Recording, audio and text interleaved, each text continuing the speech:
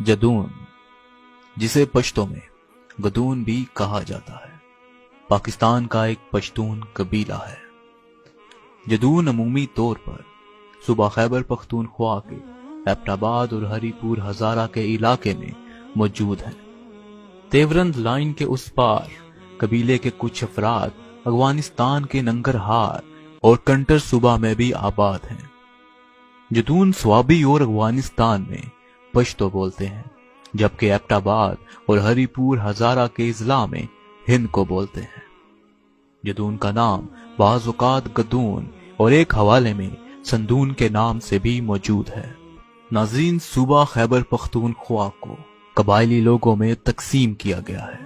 اگرچہ پٹھان معتبر اور اعلیٰ ہیں، لیکن یہ خطہ ترکوں اور گجروں وغیرہ کا مسکن بھی رہا ہے۔ پختونوں کو حضرت ابراہیم علیہ السلام کی اولاد کہا جاتا ہے اور تحقیقات کے اوراق پر مختلف دعوے کیے جاتے ہیں۔ ایک مغربی مورخ لکھتے ہیں کہ سختیوں کے بعد بہت سے یہودی قبائل نے ہندوستان اور افغانستان کا رخ کیا اور یہاں آ کر آباد ہوئے۔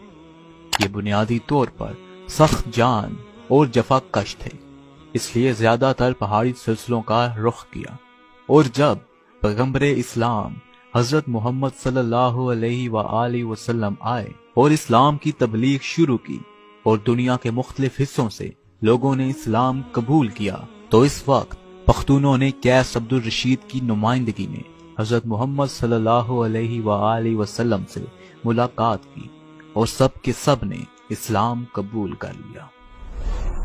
ناظرین، جدون اصل میں افغانستان کے ننگرہار کے علاقے اور اسپن غر کی مغربی ڈھلوان پر رہتے تھے۔ بعد ازاں جدون ہجرت کر کے کابل میں چلے گئے۔ 16ویں صدی میں جدونوں نے یوسف زئی قبیلے میں شمولیت اختیار کی، جسے مغل شہنشاہ بابر کے چچا مرزا الگ بیگ نے کابل سے بے دخل کر دیا تھا۔ وہ مشرق کی طرف سے پشاور کے علاقے میں ہجرت کر گئے اور پشتونوں کے دلازق قبیلے کے علاقوں میں آباد ہو گئے۔ انہوں نے ایک جنگ میں دلازقوں کو شکست دی اور انہیں دریائے سندھ کے مشرق میں ہزارہ کے خطے کی طرف دھکیل دیا۔ جدون آخرکار دریائے سندھ کی مغربی کنارے میں سوابی کے شہر میں آباد ہو گئے، لیکن بعد میں کچھ جدون دریائے سندھ کے مشرقی کنارے ایبٹ آباد اور ہری پور میں بھی آباد ہوئے۔ جدون کا تعلق اشرف سے ہے اور اسے غرگشت افغان کے پنی قبیلے کے ساتھ بھی وابستہ کیا جاتا ہے۔ پنی، کاکر، ناگر اور داوی دانی بن اسماعیل کے 4 بیٹے تھے، جنہیں غرگشت بھی کہا جاتا ہے۔ انہوں نے 3 قبائل تشکیل دیے، جن کا نام پنی، کاکڑ اور ناگر ہے۔ ناظرین، داوی کاکڑ کے ساتھ مل گیا تھا اور اس قبیلے کے لوگ اپنے آپ کو جدون کہلواتے ہیں۔ جدون آزادی کے جنگجو تھے اور انہوں نے اپنے حریفوں خصوصاً سکھوں کے خلاف بہت بہادری کا مظاہرہ کیا۔ ان کے رہنما سخی جان جدون 19ویں صدی میں سکھوں کے خلاف آزادی کی کوششوں کے دوران شہید ہو گئے تھے۔ ناظرین، جدون کا نام کبھی کبھی گدون اور ایک حوالے میں سندون یا یندون یا زندون کے طور پر بھی دیا جاتا ہے۔ جدون ایک پشتون قبیلہ ہے۔ وہ فطرت میں بہت محب وطن ہے اور اپنے پیارے ملک کی خاطر اپنی جانوں کا نذرانہ پیش کرنے سے بھی پیچھے نہیں ہٹتے۔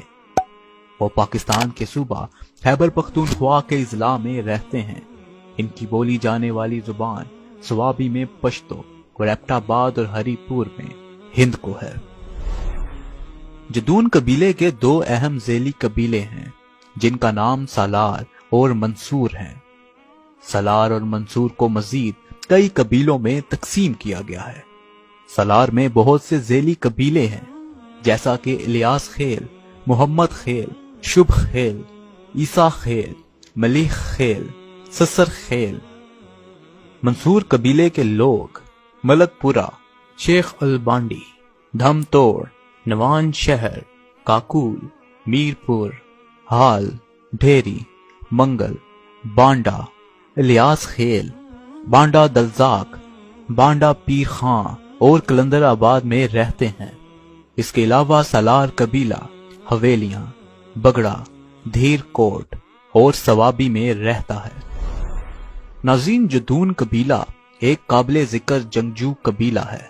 उन्होंने अपने कबाइल की मदद की जिनको ताकतवर कबाइल ने अपनी मदद आपसे दो चार या कुचल दिया था। यही वजह थी कि जदून कबीला लड़ाई करने और इनके तमाम कबाइल को राहत देने के लिए पहुंचा, जो दूसरे ताकतवर पड़ोसी कबीलों के हाथों कैद हो गए थे। जदूनों ने अपने कबीले के अलावा दूसरे कबाइल के खून अपनी बेटियों को ना देने और ना ही अपने बेटों की शादी कबीले से बाहर करने को एक कानून बनाया।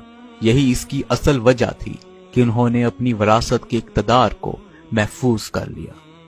लेकिन जैसे जैसे वक्त गुजरता गया और हालात बदलते गए, अब जदून कबाइल ने अपने रिश्तों को सबसे जोड़ दिया है। जदून अपनी आदत और आदाब में मुख्तलिफ है। वो खालिस पश्तून और हकीकी मुसलमान और मुहिब्बे वतन लोग हैं। अगर कोई दुश्मन इनके दरवाजे पर आता है तो इसे इनकी घर की हदूद में कोई तकलीफ नहीं पहुंचाई जाती।